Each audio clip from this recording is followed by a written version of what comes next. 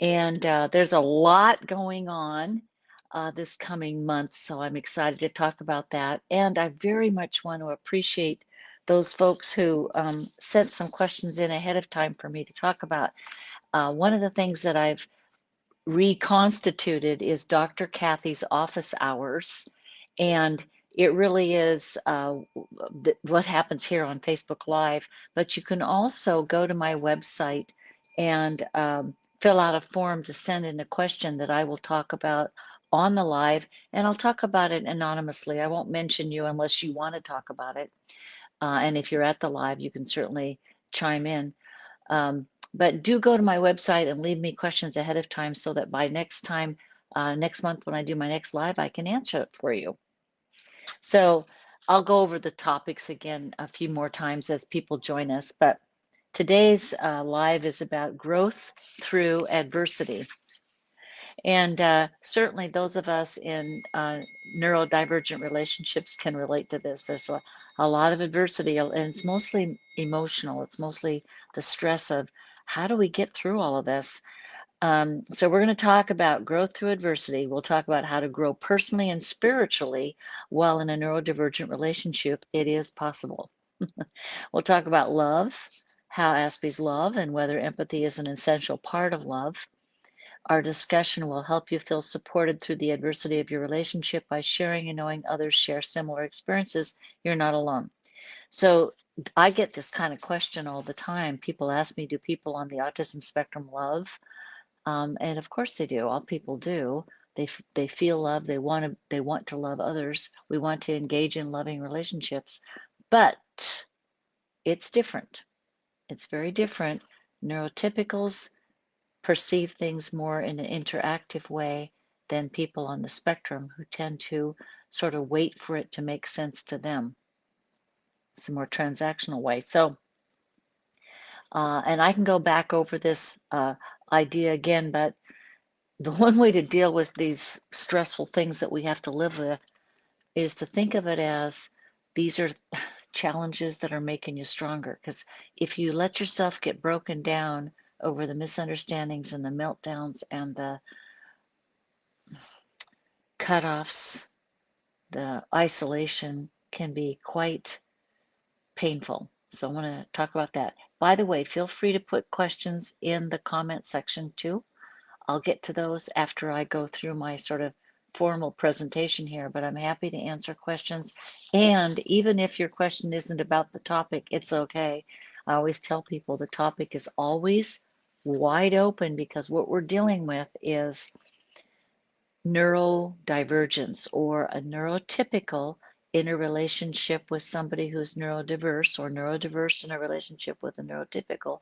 And those two styles tend to cause neurodivergence. That's how I use the terms. You may hear the terms differently as you research the literature, but I think it makes sense to me to say neurotypical and neurodiverse have a neurodivergent relationship. So we keep struggling to bring it together, bring our relationship together. Yeah, thanks, Louise. Louise says, yes, getting stronger and smarter from living with her Aspie. So uh, let's talk about what's happening this month. And by the way, I put a couple of links for you in the Facebook Live description. There's a couple of links there. One is to our Meetup group. These are events that are being held on Meetup.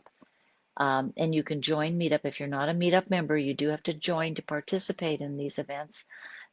These are also available to people who are members of the Advanced Community Forum.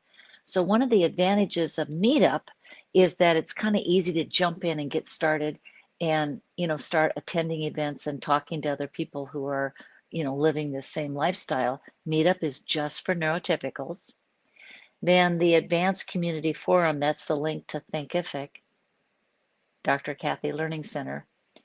Is the Advanced Community Forum is where you can go and chat with each other, and you can also attend these events for free once you join the Advanced Community Forum. There's a fee for joining the forum, but then you can attend as many of these events anytime you want to. You don't have to pay an extra fee to do that. And you get to listen to all the recordings. All the events that are recorded are stored there at the Advanced Community Forum. So one of the nice things about listening to the recordings is, you get to hear again uh, these topics that are so important to you, and you can talk to each other about the recordings. There's a place for discussions. So it's a pretty handy place to go. Meetup is a good place to get started and sort of get your feet wet and realize that you're not alone. And then the Advanced Community Forum is where you go to talk with people who are digging in and really dealing with these things. And then also, when you go to the Advanced Forum, you'll learn that I offer an online course that is um, it's several videos, and it also has its own forum. And the online recorded course is for both neurotypicals and neurodiverse. So you can take that course with your partner, and you can hear from other people that are in these relationships, both on the neurodiverse side and the neurotypical side. So that's a lot of stuff to participate in when you feel like you're ready. Okay, so here's the events that are coming up, and then I want to answer some of the questions. Hi, Lynn. She says, I'm here listening and watching. Um, here's some of the events that are coming up, and then I'm going to talk about answer a few questions that came in ahead of schedule, and your questions too. The first conference is a video conference, How to Grow Spiritually in a Neurodiverse Relationship, and that's on May 4th and 5th. I had to change the dates, one of the dates a little bit from what was originally posted. So if any of you had the old date down, not to worry, it's reposted and it'll still happen.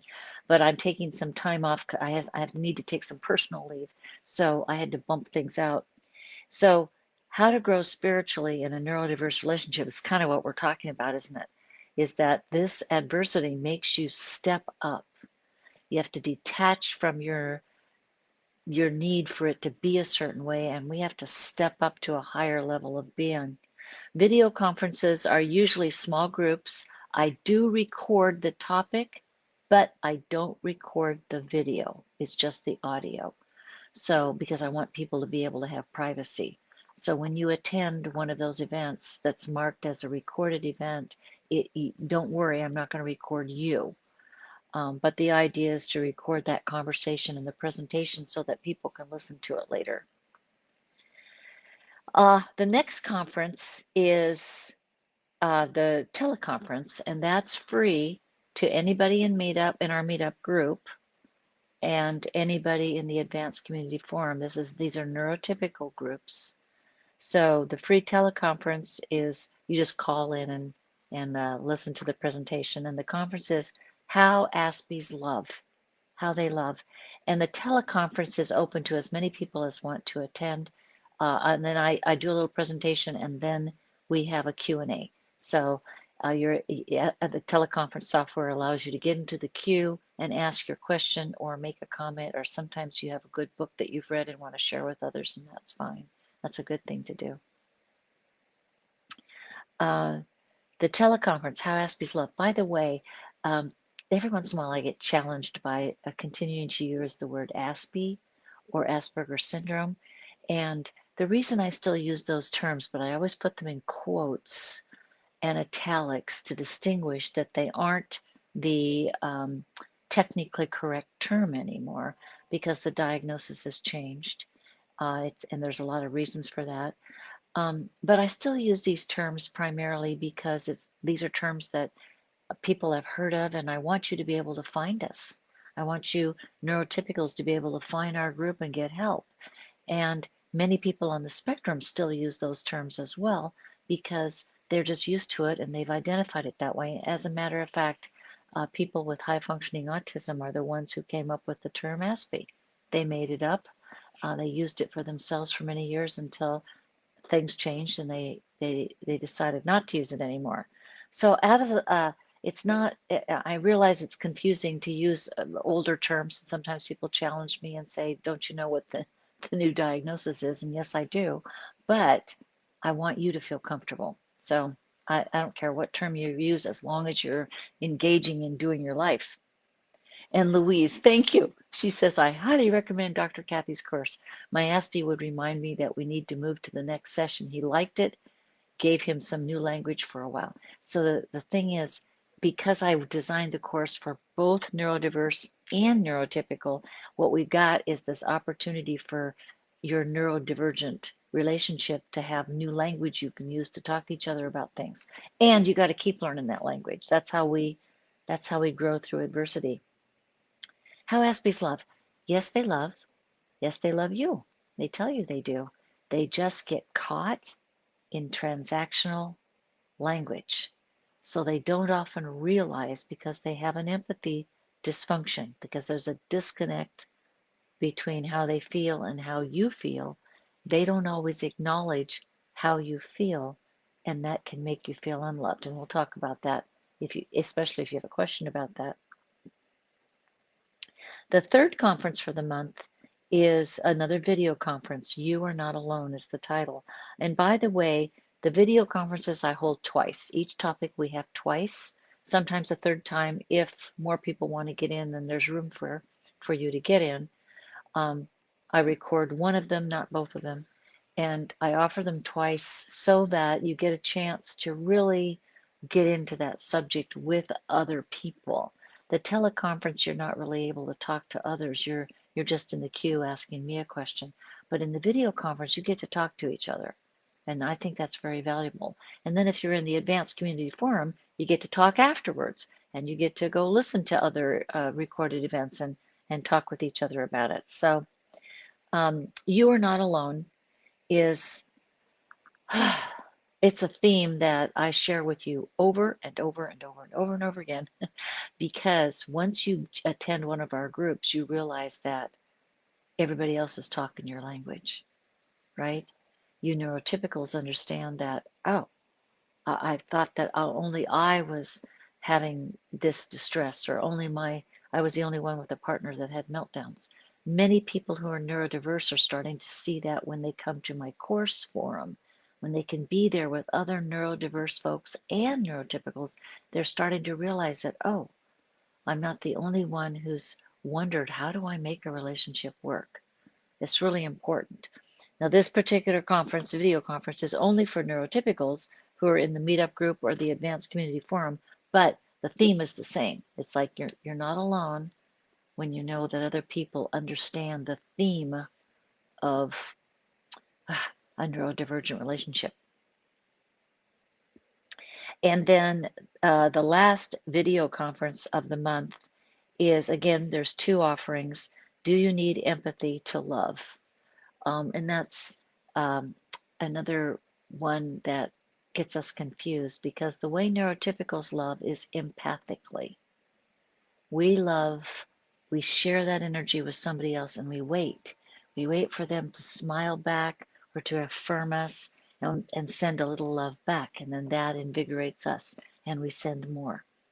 For people in the spectrum who don't have that smooth empathic flow, um, they love you, but they don't often recognize that they need to show it, demonstrate it, say something about it. And sometimes they even call their neurotypicals needy for wanting a reflection back that you care about me. They don't understand that love is an exchange, it's an interaction, it's a process. It's not a thing, it's not something you just hold. It's something you have to give or it doesn't feel like love to neurotypicals. Um, So you can go to, like I said, you can go to Meetup and sign up for these things, these conferences. You can also go to the other link and sign up for the Advanced Community Forum and my course. And I want you to know that we have another video conference every month that our ambassador Julie offers. Julie is wonderful member of our group who's been part of our group for many, many years. And what she does is she offers a new member orientation. So you may not think that's necessary, but what's cool about going to the new member orientation is two things. One is you learn how to navigate all these things that we're offering, the community forum, how to chat with other people, how to register for an event, how to invite your autistic loved one to participate in the course, she'll talk about those things. But you get to meet other people who are finding out that they're not alone, that they have the same concerns you do. It's wonderful. And Julie is just one of these warm-hearted, engaging persons who has been through it all too. So she's not somebody who doesn't know exactly what you're talking about. And so I think it's really valuable to go to the new member orientation. You can actually go more than once. I don't think you can have to be limited to only because you're new. So I want to make sure we got plenty of time for questions. So if you're putting any questions in the comment section, I'm looking over there to see if there's any new questions. And if not, I'm going to get started with the questions that came in early. And but remember, you can ask me anything. It's not so much, I mean, the topic is growth through adversity. So I want to talk about how you stay strong even though you feel beaten down. Um, oh, Debbie says, as always, thank you for being here and for all you do. And I want you to get this. I'm here for you. I've been through this. I had a parent on the spectrum, a spouse on the spectrum, a child on the spectrum, and numerous relatives on the spectrum. Some of them I didn't even realize were on the spectrum until one day I looked at them and I went, oh, I finally understand. I didn't know before. So it's hosting this forum brings all of you together, right? So let's start with oh, Lisa, I forgot. I put this question down, Lisa. It's all right. She was just responding to the fact that I'm going to be taking some time off. And she said all these empathic neurotypicals um, are wanting to make sure that I'm going to be okay. So I will be okay. I am taking some healing time. It's a health procedure, but I'm going to be fine. It's not terminal or anything like that, and I'll be back. Um, the next question, how do you survive with an Aspie who's lost interest in sex 20 years ago? Now in our 60s and retired, I feel very alone and unwanted with no emotional intimacy and no physical intimacy. And she goes on to say, I don't know if I can go on anymore living like this. Thank you for reading this as I'm desperate and unhappy. If all of you in the room could raise your hand right now, there'd be a number of other people saying, yes, I get this. Um, One of the breakdowns of communication is intimacy in the bedroom. And remember, it requires, in order for there to be an intimate relationship with your partner, there has to be a way to connect with each other. And it's tough for people on the spectrum to make those connections.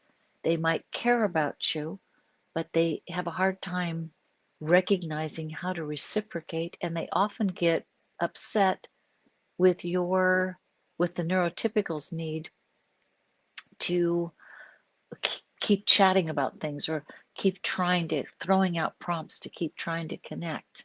I don't know if that makes sense to you, but um, we're so comfortable with throwing out a prompt, even if it's a nonverbal prompt in the bedroom, and we don't realize that they may freeze up and not know what to say. Years ago, one of my clients said to me, what does it mean when my husband, I asked him, I said, why won't you come to bed with me? And I say, I'm going to bed. Going to bed now, honey. Come to bed. And she said he often said instead of coming to bed when she goes to bed, he goes and sits down at his computer. And she says, "What?" That was puzzling. And then I asked him. Why won't you come to bed with me? And he said, it's because you have expectations, right? You have expectations. So of course we have expectations, but our expectations are designed to create some kind of a win-win with our partner, a loving interaction, right? Something that works for both of us. Whereas your transactional autistic loved one is trying to figure out what he or she is supposed to do as opposed to be with you. So, but getting to the real question underneath this is, how do I carry on? This is the tough one. How do I carry on? How, friendships aren't enough, are they? We want a more deep, meaningful relationship. So this is really a challenge for most everybody in our group, how to have that deep, meaningful relationship with somebody who just keeps being afraid. So let me get back to that question though, because um, I think some of the questions that are popping up here in our on our comments are related. It's for example, one person has said, "Do you think we can teach them how to respond to us better?" So this is sort of the answer. People on the spectrum can learn to put their anxiety aside and not worry if they're doing it wrong. But they still may be somewhat out of step with you because empathy is it's the smooth flow between picking up the energy, knowing which part of the contextual clues that you respond to, and then responding to them, whether it's talking or touching or giving a look. Neurotypicals are pretty comfortable doing that. And if we ever get stuck, if we're not sure what's going on with somebody else, we ask, or we take a moment, we look at them, they offer us another piece of information, we go, oh, that's where it's going. So we have this flow that goes back and forth, back and forth, back and forth. We need to be okay with the neurodiverse person's clumsiness. We're shocked by the clumsiness. Most neurotypicals are startled, but they don't know what you mean by, well, honey, I'm going to bed now. Are you coming to bed? We're startled that they don't know what that means. And it can mean anything. It could depends on the tone of voice. It might just be, I'm tired and I'd like to snuggle, or it might be, I'll see you in the morning. There's lots of different meanings for this. It doesn't mean always it's going to turn into sex. They don't know how to read between the lines. So if we can slow down, if neurotypicals can slow down and offer another way to consider it, if your spouse looks startled when you say, I'm going to bed now, you can say, don't be alarmed. Come to bed when you feel ready. I'm just going to be reading for a little bit. Love to see you soon. You can say something like that because if they don't feel threatened by your request, they might give it a chance. Now, if it's been 20 years, like for this person, um, they may have adjusted to that you have a more, like this person said, a, uh, a friendship or a business relationship or a roommate situation. They may have adjusted to that and you're just heartbroken. They might be heartbroken too. You might be able to talk about it, but you're not going to be able to bring it up if it conjures up anxiety for them, right? That's a therapy issue. If they're willing to go to therapy, you might be able to get back to it. So back to Louise's comment where she says, do you think we can teach them how to respond to us better? Better? Yes, but it still might be clumsy and we have to learn, neurotypicals need to learn to respond to neurodiverse people better without um, treating them as if they're saying something bizarre because they're a little out of step. Does that make sense? I hope that makes sense to you. I know there's people here listening, but I'm not sure I got another question here. I want to make sure I'm not missing anything that's important to people. Okay, and it's okay. Post your question even if you think it's not on the subject. Uh, and then the third question is kind of interesting too. It's not necessarily on this topic particularly, but it's on the topic of being understood and related to. This person says, I've been following you for a long time. I've been in an on and off relationship with an atypical man. It's another term for someone on the spectrum for many years. Your video really spoke to me. I'm not sure which video she's referring to, but as I'm a singer-songwriter and I recently wrote a song about my experience called Alone Together. It's on YouTube, Spotify, Apple Music, etc. So you might want to look it up. Uh, and she said, I would like to have a conversation with you if that's possible and send you a link to the song, which I am very happy to do. So here's the thing. not people don't always realize that I'll respond.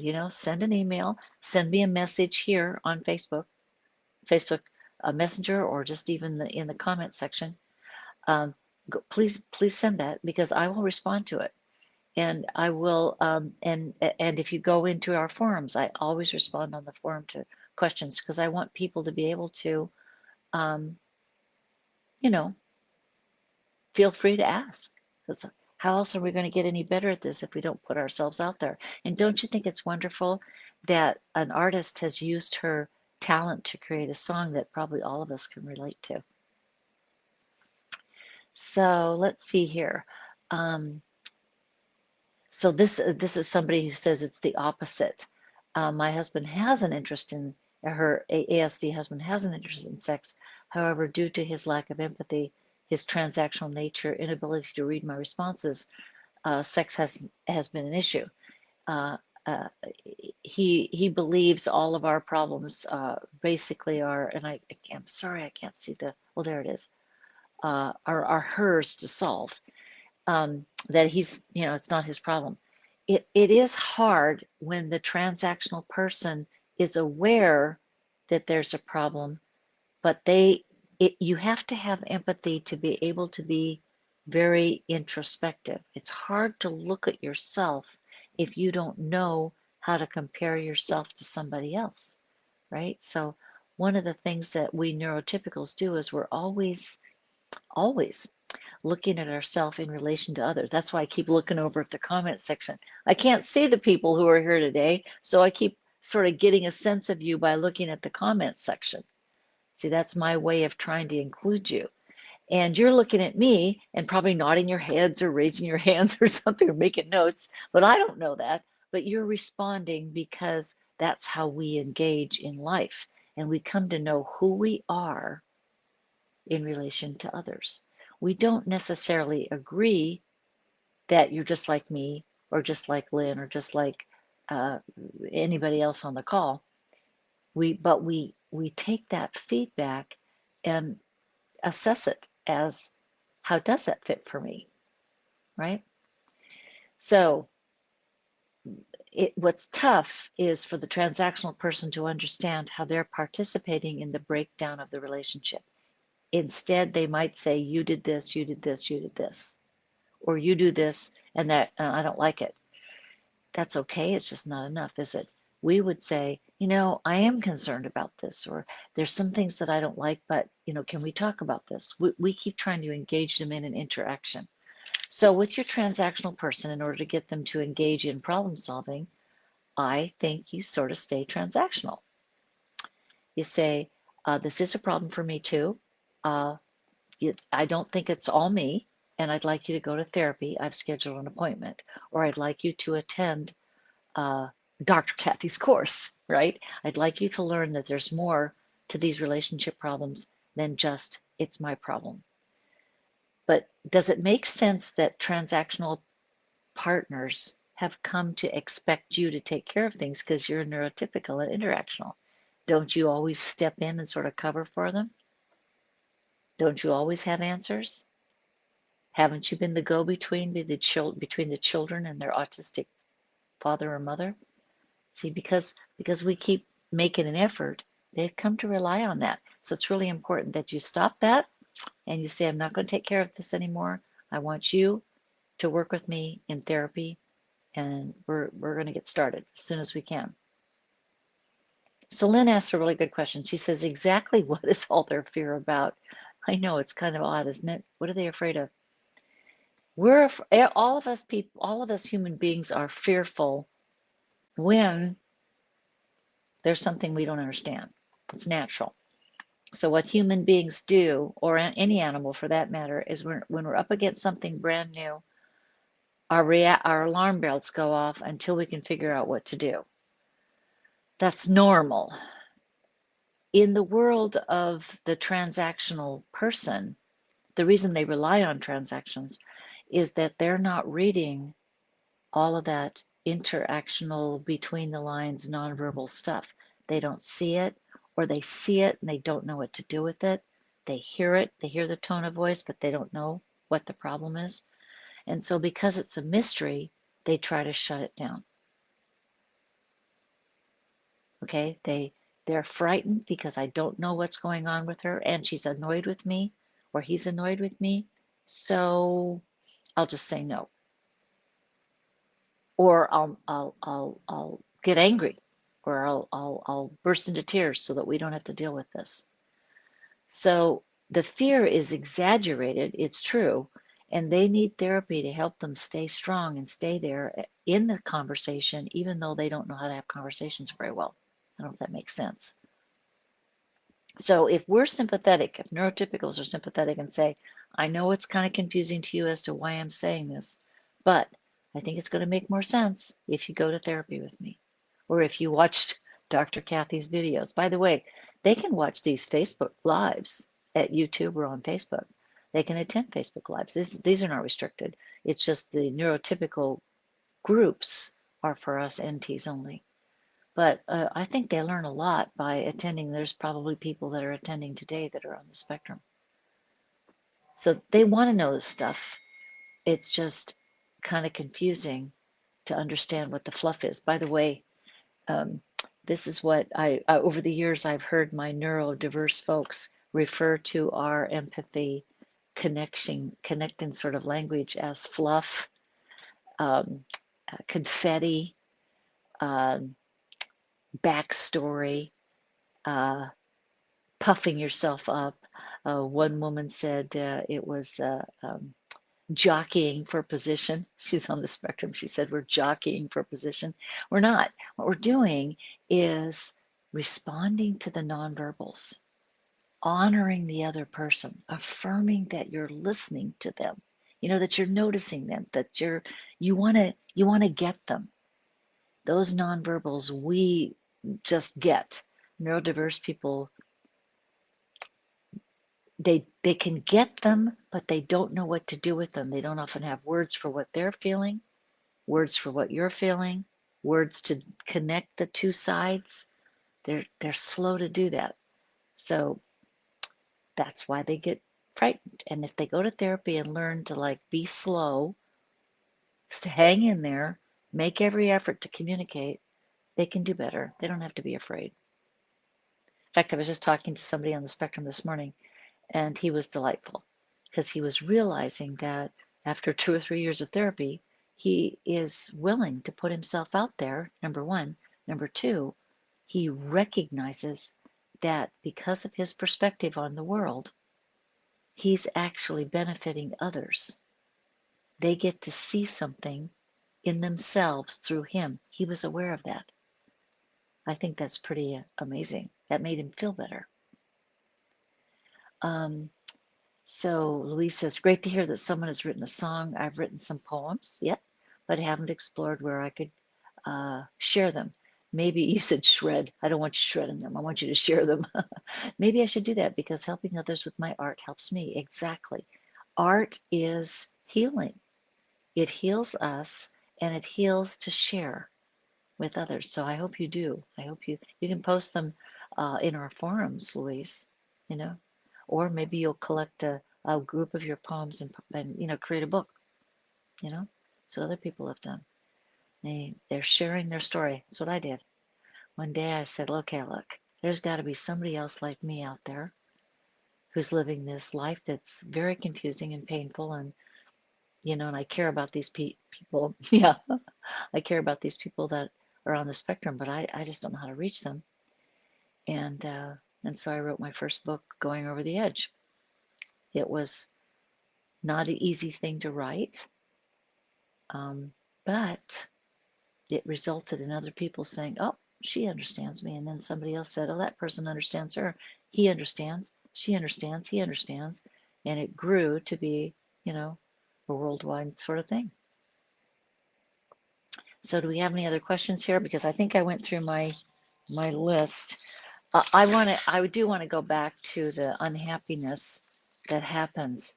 Um, so one of the ways to grow through adversity is to realize that when you live in these relationships and you're not being affirmed, and it seems like the other person's angry with you all of the time, your body is going through stages of shock and grief, loss. These are not small things. There's a lot of chemical reaction, lots of inflammation in the body that goes up to the head and down into your gut again and back and forth. And when you don't take care of that, you can get sick and desperate. That's what this author wrote. She wrote, I feel desperate. I feel desperate. I don't know if I can go on. You're going to go on because we're all really pretty resilient. But the only way to go on is to take good care of yourself. So, in addition to reaching out to friends, you need to, do other nice, kind things to yourself, like eat well, get a massage, um, join a club. Doesn't have to be athletic club, but it can be because that's good for you. But to realize that you you have a kind of PTSD, if that makes sense. We've talked about this before. It's ongoing traumatic relationship syndrome. It's not a real diagnosis, but it's one we've come up with to describe the fact that our bodies and our hearts and our minds just keep being flooded with stress chemicals. So, in order to rise above this sadness, we take care of the physical self. We have lots of love and friendship in our lives, and we go to therapy and we go to these groups. Because if you don't go to these groups, you don't find out that you're not the only one. I thought I was the only one. I said, I can't be the only one. And I had this friend, I was telling him some of my stories one day, and he was writing a book, a business book. And he said, Kathy, you have to write this book. And you need to start with the story of Helen, the first story in the book, where Helen faints at the foot of the bed and her autistic husband does not get up to help her. And I've been open about that now for a couple of years that I'm Helen. I wrote about Helen, but all those stories are about me and some of my clients, but I really do know what it's like. So Nancy, she says, you said Aspies think we're masking. That shocked me. I asked my husband if he thinks we are masking, and he said yes. Please explain how to know we don't mask. I don't think she finished her sentence, but that we please explain how to help him know we don't mask. Ah, good question. So I want you to think about that. If you're on the autism spectrum, by the age of 6, all children have been mimicking and masking and trying to, you watch your kid want to dress the same as you do, or you show them how to do things, and they're copying you.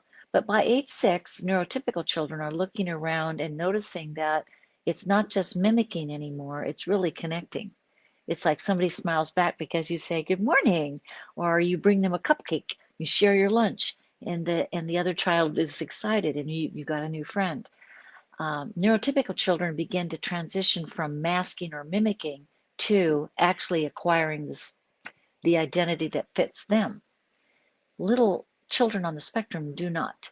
They keep masking. They keep thinking that the rest of us are just copying behaviors, normal human behaviors. And many adults on the spectrum will tell you that they remember at the age of 4, 5, or 6 saying, I better figure out what people want me to do so that I can be accepted.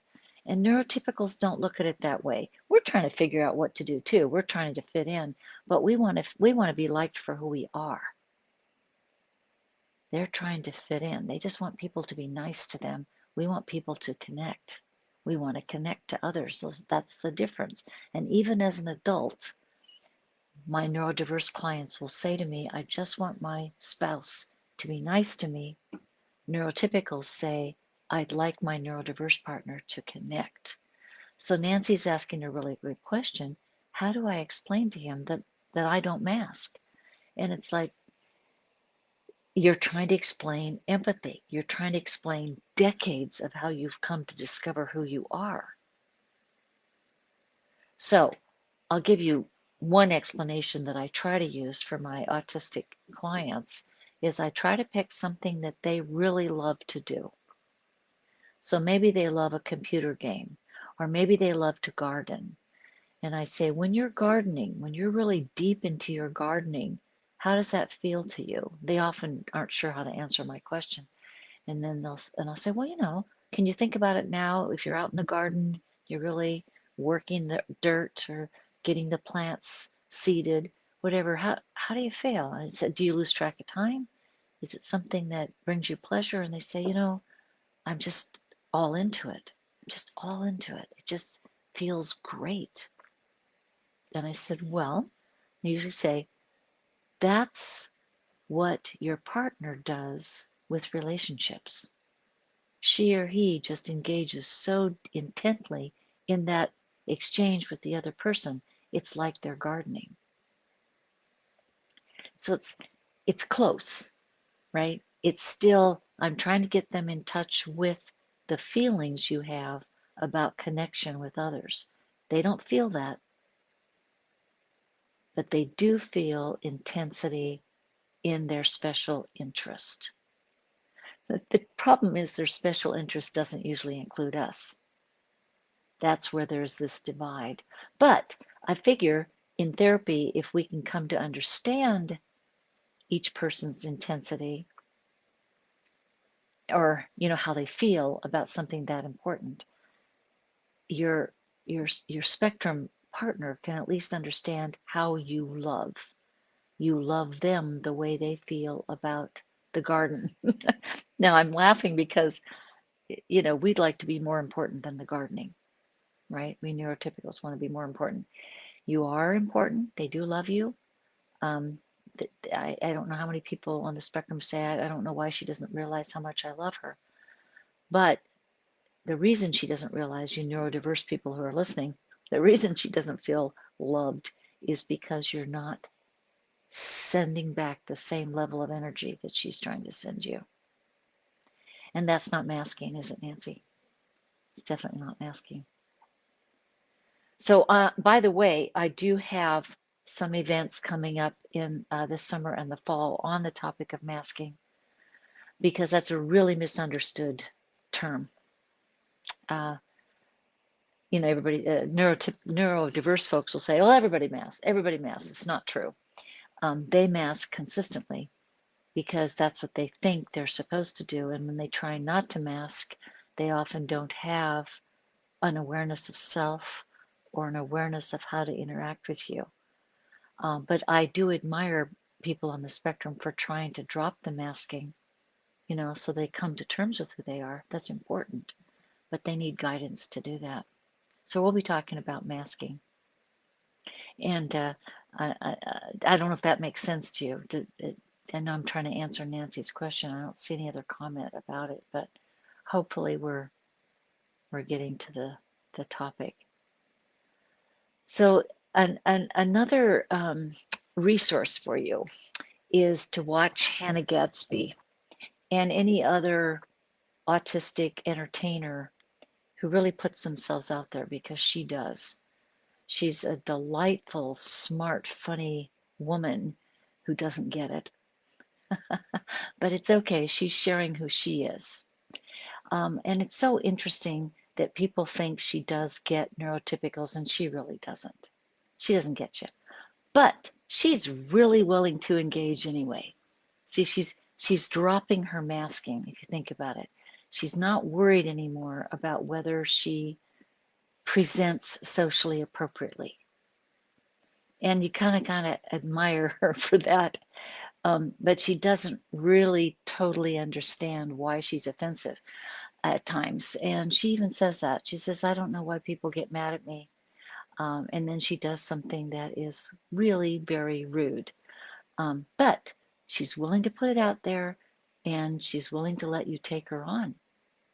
So I would watch. I would watch her shows. I would especially watch her interviews because when she's being interviewed by a neurotypical host, her autism just is on full display.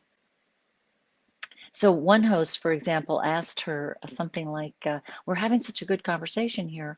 Um, I'm having a hard time understanding your autism." And she basically explains that, well, I was prepared. I knew I was going to be interviewed. I knew what kind of questions you were going to ask me. I'm prepared to give you the answers. And he said, well, oh, okay. Well, if I were to say to you, would you like to go meet for a drink after the show? we can continue the conversation. What would you say? And she said, I'd say no. I'd say no, not in your life, because she wouldn't be prepared, right? She wouldn't know what she was supposed to do because she couldn't read the more informal situation. But she knew what the talk show host was going to ask her. She watched many of his videos ahead of time. And she knew she was going to be the star of the interview. Okay. Does that make sense to you? She's a great role model for what you're dealing with at home, except perhaps you're dealing with a more defensive person at home. So anybody got anything else they want to ask? I mean, it's or even offer. It's like Lisa. I guess I didn't give you her name for the song. Um, I'm sure she would love to have you listen to it. Her name is Lisa Sugar, and the song is Alone Together, and she says it's on YouTube, Spotify, Apple Music. So I bet you could Google it and listen to it. And maybe someday we'll be Googling Nancy and reading her poetry. That'd be kind of fun. Let's see if I missed anybody.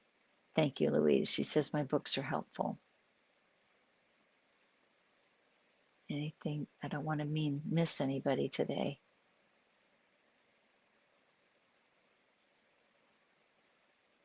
Oh, and by the way, if I do miss you, uh, please go ahead and post your question and I'll answer it later. It might take me a few days because I am going into surgery, but I will get back to you because I love responding. I love answering your questions. And feel free to leave me a private message too. You don't have to expect me to respond publicly if you don't want to. uh, reveal who you are. Sometimes people forget that Facebook is a public forum and that other people are tuning in and listening too, right? So if you want a private response, go right ahead and go to my website. You'll learn a lot there. I've got blogs, I've got newsletters, I've got videos. Um, I've got a lot of information to help you rise. What was the title of this anyway? How to how to grow through adversity. It's the only way to look at it. You got to say, where is this taking me to the next level of my life?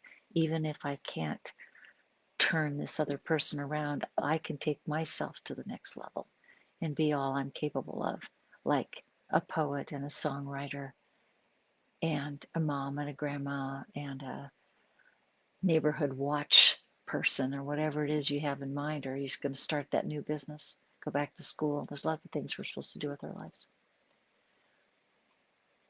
Okay, let's see here if we've got any other questions. Oh, it looks like did I answer this one, Nancy? Please speak about how to get them to drop their defenses. I think we did that. It's remember the defensiveness is one of those tough ones. Okay, I'm going to wrap it up today if you don't have any more questions, but feel free to get back in touch with me. And I hope you join our groups and participate. Come to one of the events. If you're not sure, just start with Meetup. It's easy. You just go in, you sign up, you get 30 days free to just participate. And then if you really like it, it's $25 for the year. So it's really negligible. And if you want to go into more depth, though, I would take my course and go to and read my books. Oh, I forgot to mention my book. I should have put that in there. I just published a new book, Empathy is More Than Words.